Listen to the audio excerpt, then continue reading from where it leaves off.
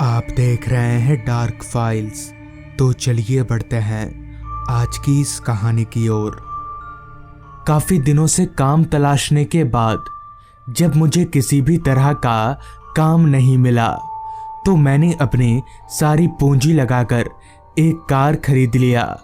लेकिन ऐसा भी नहीं था कि कार खरीदने से मेरी सारी परेशानी खत्म हो गई, क्योंकि कार तो मैंने खरीद लिया था, मगर उसे चलाऊं तो चलाऊं कहाँ, ये सोच सोच कर मैं काफ़ी परेशान रहने लगा कि तभी एक दिन मैं चाय की दुकान पर बैठकर चाय पी रहा था तो मेरा एक दोस्त अजय चलकर मेरे पास आया और मुझसे बोला। क्या बोला? क्या चल रहा है आजकल? अजय हमारे गांव के बाहर वाले अस्पताल में वार्ड बॉय का काम किया करता है। खैर, अजय से पूछने पर मैंने उसे अपनी सारी परेशानी बता दी। मेरी सारी परेशानी सुनकर अजय ने कहा, अरे ये बात है, तो तू एक काम कर, कल अपनी गाड़ी लेकर मेरे हॉस्पिटल में आ जा। मैं अपने मैनेजर साहब से बात करके तुझे हॉस्पिटल में एम्बुलेंस चलाने की परमिशन दिला देता हूँ। अजय की ये बात सुनकर मेरे काफ़ी दिनों से मायूस पड़े चेहरे पर हल्की सी मुस्कान आई।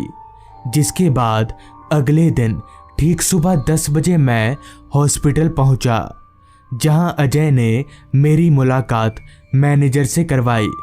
मैनेजर काफ़ी अच्छे इंसान थे, जिस कारण उन्होंने मुझे एम्बुलेंस चलाने की परमिशन दे दी। तो मैंने अपनी कार को एम्बुलेंस की तरह मॉडिफाई करवाया और उसी हॉस्पिटल में अपनी कार को एम्बुलेंस के तौर पर चलाने लगा। जिसके बाद कुछ दिन तो सब कुछ ठीक चला। मेरी अच्छी खासी इनकम भी होने लगी, जिससे मेरे घर की आर्थिक हालत भी सुधरने लगी कि तभी एक रात 9 बजे मैं अपनी गाड़ी को हॉस्पिटल के बाहर खड़ी करके गाड़ी के अंदर बैठा ही था कि तभी हॉस्पिटल से मुझे अजय का कॉल आया। तो मेरे कॉल रिसीव करते ही अजय ने कहा, यार तेरे लिए एक भाड़ा है, तुझे एक डेथ बॉडी को लेकर कालामुड़ा गांव जाना होगा। हालांकि मैं रात के वक्त डेथ बॉडी को कभी भी कहीं लेकर नहीं गया, मगर मुझे भूत प्रेत इन सब चीज़ों से डर नहीं लगता था। इस पर मैंने अजय को हाँ बोल दिया, जिसके बाद हम दोनों ने मिलकर उस डेथ बॉडी को एम्बुलेंस में डाला और अजय से उस डेथ बॉडी के घर का पता लेकर कालामुड़ा गांव की तरफ आगे बढ़ने लगा। गाड़ी स्टार्ट करते ही मैंने जब अपनी घड़ी में वक्त देखा तो वक्त हो रहा था रात के 9:30 बजे का। हमारे यहाँ से कालामुड़ा गांव करीब 200 किलोमीटर दूर है, तो मुझे वहाँ पहुँचने में करीब 4 घंटे का समय लगेगा। हालांकि उस समय हमारे गांव में रात के 9:30 बजना यानी काफ़ी रात, जिस कारण रास्ता पूरी तरह से खाली था। तो मैं अपनी गाड़ी को काफ़ी रफ्तार से भगा रहा था। ठंड का मौसम होने के कारण मैंने अपनी एम्बुलेंस की सारी खिड़कियां बंद कर रखी थी, ताकि बाहर चल रही ठंडी ठंडी हवाएं गाड़ी के अंदर ना आ सके। रास्ते पर चारों तरफ इतना कोहरा छाया हुआ था कि मेरी गाड़ी की हेडलाइट की रोशनी में थोड़ा बहुत जो दिख रहा था वो सब धुंधला धुंधला। अभी मैं आगे बढ़ ही रहा था कि तभी अचानक मुझे काफ़ी तेज ठंड लगने लगी। लेकिन अभी तो सब ठीक था, तो फिर मुझे इतनी ठंड कैसे लगने लगी, ये सोचते हुए मैंने जब एक बार अपनी निगाहें पीछे घुमाई तो मैं एकदम से हैरान हो गया, क्योंकि अपनी निगाहें पीछे घुमाते ही मैंने देखा कि उस डेथ बॉडी के पास वाली खिड़की खुली हुई है। मगर ऐसा कैसे हो सकता है? मुझे अच्छे से याद है कि मैंने उस खिड़की को ठीक से लॉक किया था, तो फिर वो खिड़की अपने आप कैसे खुल सकती है?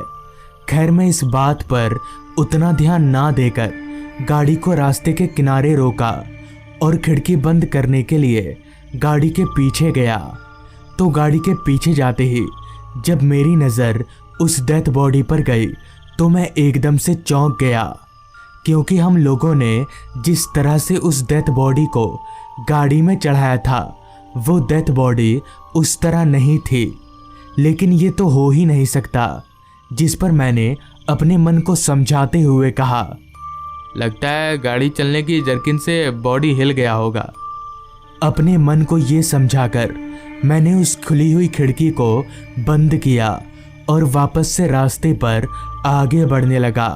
रास्ते पर चारों तरफ बस अंधेरा ही अंधेरा छाया हुआ था, वो भी इतना घना अंधेरा कि उस अंधेरे के आगे मेरी हेडलाइट की रोशनी ना के बराबर मालूम पड़ रही थी।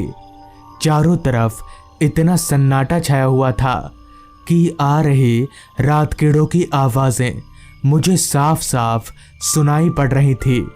रात काफ़ी हो जाने के कारण रास्ते पर मुझे दूर दूर तक मेरे अलावा इंसान तो दूर एक जानवर तलक भी दिखाई नहीं दे रहा था। अभी मैं अंधेरे को चीरता हुआ आगे बढ़ ही रहा था कि तभी मुझे गाड़ी के पीछे की तरफ से एक अजीब सी आवाज़ आई। उस आवाज़ को सुनकर मुझे ऐसा लगा कि मानो वो डेथ बॉडी जोर जोर से अपना पैर पटक रही हो। ये देखने के लिए जैसे ही मैं पीछे मुड़ा तो एक बार फिर मैं काफ़ी हैरान रह गया, क्योंकि एक बार फिर से उस डेथ बॉडी ने अपनी करवट बदल ली थी। अब मुझे समझ आ गया था कि ज़रूर दाल में कुछ काला है, लेकिन मैं अपनी गाड़ी को और उस डेथ बॉडी को वहाँ छोड़कर भाग भी नहीं सकता था, क्योंकि मैंने काफ़ी मेहनत से ये गाड़ी खरीदी थी। तो मैं हिम्मत जुटाकर उसी तरह आगे बढ़ने लगा। अब मैं थोड़ा थोड़ा डरने लगा था, क्योंकि एक तो इतना सुनसान रास्ता, ऊपर से गाड़ी में एक डेथ बॉडी के साथ मैं अकेला, तो ये माहौल किसी को भी डरा सकता है। अभी मैं कुछ आगे बढ़ा ही था कि तभी मुझे रास्ते के किनारे एक आदमी खड़ा दिखा, जो हाथ दिखाकर मुझे मेरी गाड़ी रोकने का इशारा कर रहा था। तो उस आदमी को देखकर मुझे लगा कि शायद उसे लिफ्ट चाहिए होगी, और ऐसे भी अकेले मुझे थोड़ा डर लग रहा था। तो उस आदमी के मेरे साथ होने से मेरा डर भी कम हो जाएगा, ये सोचकर मैंने अपनी गाड़ी को ठीक उस आदमी के पास रोका।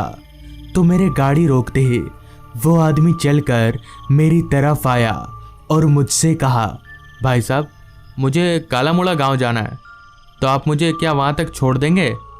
उस आदमी का चेहरा मुझे काफ़ी जाना पहचाना सा लग रहा था। तो मैंने उस आदमी से कहा, हाँ भाई साहब, आप बैठ जाइए, मैं उधर ही जा रहा हूँ। मेरे इतना बोलते ही वो आदमी मेरी बगल वाली सीट पर बैठ गया और मैंने भी वापस से गाड़ी चलाना शुरू कर दिया। उस आदमी के आने से मेरा डर भी काफ़ी कम हो गया था, मगर मुझे बार बार लग रहा था कि मैंने इस आदमी को कहीं देखा है। इस सवाल को मैं ज़्यादा देर तक अपने जहन में रख नहीं सका और अपने सवाल को उस आदमी से पूछते हुए कहा, भाई साहब, मुझे लग रहा है कि मैंने आपको कहीं देखा है। तो मेरे ये पूछते ही वो आदमी जोर जोर से हंसने लगा, मगर मुझे समझ नहीं आ रहा था कि वो आदमी हंस क्यों रहा है।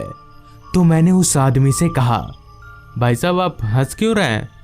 इस पर उस आदमी ने अपने हाथ का इशारा करके मुझे पीछे देखने को कहा। तो मैं जैसे ही पीछे मुड़ा तो मेरा पूरा शरीर जोर जोर से कांपने लगा और इतनी ठंड में भी मेरा पूरा चेहरा पसीने से लथपथ हो गया, क्योंकि पीछे मुड़ते ही मैंने देखा कि उस डेथ बॉडी की शक्ल और उस आदमी की शक्ल एक है। ये देखकर मैं समझ गया कि वो आदमी कोई इंसान नहीं बल्कि भूत है। मेरे हाथ पैर इतने तेज कांप रहे थे कि मैं गाड़ी को संभाल नहीं पा रहा था, और मुझे ये भी पता था कि वो भी मुझे मार डालेगा। काफ़ी तेज हाथ पैर कपकपाने के कारण मैं गाड़ी संभाल नहीं पाया और गाड़ी एक पेड़ से जा टकराई। टक्कर इतनी जोरदार थी कि मैं वहीं पर बेहोश हो गया। फिर जब मेरी आंख खुली तो मैं वहीं पर बेहोश पड़ा था। उस रात तो किसी तरह से मेरी जान बच गई, लेकिन उस रात के बाद से मैंने रात को डेथ बॉडी ले जाने का काम एकदम ही बंद कर दिया। तो दोस्तों, ये थी आज की कहानी। अगर आपको ये कहानी अच्छी लगी हो तो चैनल को ज़रूर सब्सक्राइब कर लें। तो मैं आपका दोस्त आर्यन जल्द ही मिलूंगा आपसे ऐसी ही एक कहानी के साथ।